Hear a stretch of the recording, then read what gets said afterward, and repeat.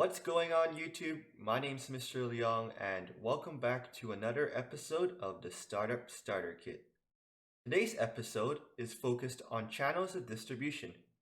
Our distribution strategy is equally as important as promotion and advertising.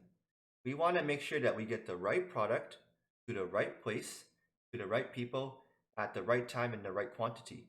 And understanding intermediaries, more specifically wholesalers and retailers, is very important in our distribution strategy. So I'm going to start off with a little bit of a recap about place and the marketing mix. So if you want to go skip ahead, I've got some great definitions about channels of distribution, some of the pros and cons, and let's get started with today's lesson.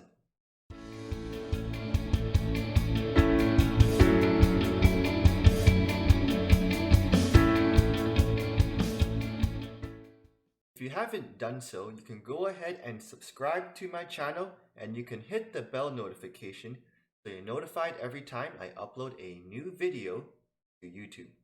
So understanding distribution is about getting our product to our customers in the most efficient and effective way possible. It's important because you have to deliver your products and your services to your customers. You can have a great product and a great service, but to succeed in today's business environment, you have to make it accessible and convenient for your customers to get to your products. So it's all about the right product to the right place with the right quantity and the correct timing. So in this case scenario, you had a staff member who probably didn't understand the distribution channel or just perhaps made an incorrect order. And we have an issue because we have too much product, there's not enough demand to sell it. So this means that we have to lower the price. And even though consumers may benefit, the business loses money, wastes time, and wastes space. So we want to reduce these possible redundancies by making sure that we have a sound distribution strategy. It's all about the right product and the right place. So we do some market research. We want to make sure that we have the right products. There's enough demand for the products, and we position them so that it's very accessible for your customers to get to you. It's also important to get the right quantity and time for your products. If there's not enough demand, that means that you have a surplus. This creates inventory and wasted money. If you have too much product and it's not selling, you have to lower your price, which means that you're going to lose out on the possible profits you can make. If there's not enough supply, if there's a shortage, people are going to go elsewhere to buy products. They're going to go to your competitors. So your distribution strategy is very important in making sure that that value is delivered to your consumers. Now there's two main types of distribution channels in which you can get your products to your consumer. You may know the first one already, which is direct distribution. You are the business and this is the place where the customers can come to you and you sell directly to your consumers. Examples include brick and mortar, trade shows, buying online, but you are involved with the advertising, promotion, and distribution of the product. Indirect distribution is also a possibility. Perhaps you are a business located in the lower mainland and you have a retailer that's located in Victoria that wants to buy your product or service. So maybe you have a retailer that's far away, but you can access their pool of customers by selling a big order to the retailer, and the retailer is also going to sell to the customers. That's also a form of distribution. We call this indirect distribution, where a third party is going to buy product from you and then sell these products to your consumer. So we have direct and indirect. And the main types of distribution in regards to indirect, you have retailers and you have wholesalers. Now, I made a special Toonly that's going to help you to understand why we use indirect distribution and what a retailer and what a wholesaler is. This is Janice. Janice is planning to open up her own jewelry store. With her brick and mortar store, she sells directly to customers and sells beads, personal items, necklaces, and other cosmetics. She has a few options for distribution. In addition to direct, she's going to contact wholesalers and retailers to help her increase sales for her business. She first has to identify who her target market is. Who is it that she wants to sell to? What are their personalities? What are their habits and interests? And once she figures out her target market, she can think about local stores that these customers go to, and this is going to increase her exposure and brand awareness of her company. She's then going to arrange some meetings with these businesses, such as Michael's, Sears, and the People's Jewelry Store, and she's going to talk about her products, showcase some of samples, and she's going to see if she can come up with an agreement with these companies on how much quantity she has to sell to these businesses and specified order requirements. If successful, she now has an intermediary to sell her products to.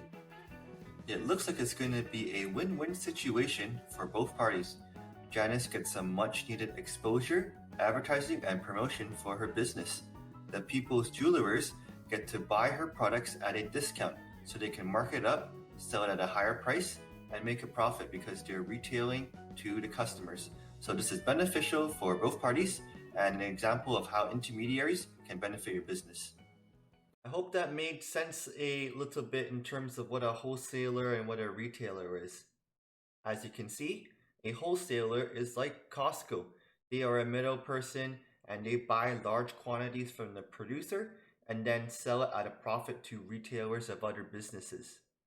Wholesalers are different from retailers in that wholesalers are expected to buy large quantities from the producer and then also sell these large quantities to other retailers. So perhaps a small grocery store is going to buy product from Costco and then resell some of that product in a little corner or grocery store. So that is a wholesaler. And a retailer is different in that they're very small stores and they don't sell a lot of quantity. So small quantities, and they also sell to consumers. So retailers often get their product from wholesalers, as you can see in this diagram up here. So we have producer to consumer, which is direct, and the indirect includes selling through retailers and selling through wholesalers.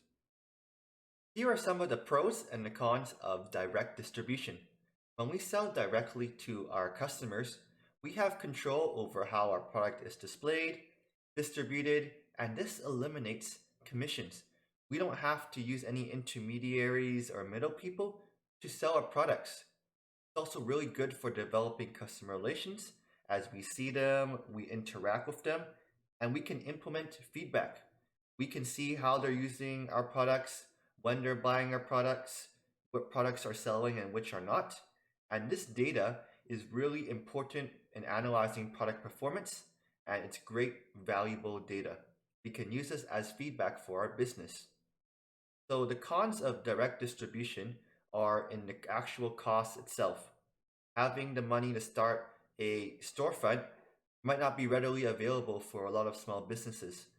The costs of distribution are high in that you may need to rent trucks, drivers, if you're going to provide delivery. For instance, a lot of small businesses simply prefer to sell a large order to a retailer or a wholesaler and let them take care of all the distribution. So there's a lot of variables that come into play when you think about direct or indirect distribution. One of the cons of direct distribution is smaller reach. You could access the wholesaler or retailer's customer base by simply selling a large order to them, and then they can sell the product to their customers. So you have a smaller reach and you have more work to do within your business to conduct shipments if you want to pursue direct distribution. But I see a lot of online and e-commerce businesses. I see a lot of retailers on eBay or actual producers just simply selling direct to consumers. So something to consider. Here are some of the pros and cons of indirect distribution. When you sell indirectly through wholesalers and retailers, this lowers the cost of shipping and storage. A third party is going to take care of this. All you do is simply send a large order to these intermediaries.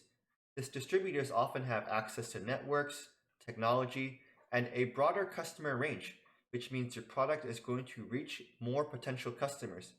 So if you sell to a retailer who is in a different geographic zone than you, this means that you can reach more potential customers. You also get to focus on your core business functions rather than worrying about distribution. The cons of indirect distribution are that it's more challenging to establish brand loyalty due to a lack of customer interaction. You're not interacting with your customers, but the retailer and the wholesaler maybe. If something goes wrong with the product or you don't like how it's displayed, then it's hard to control that part of the process.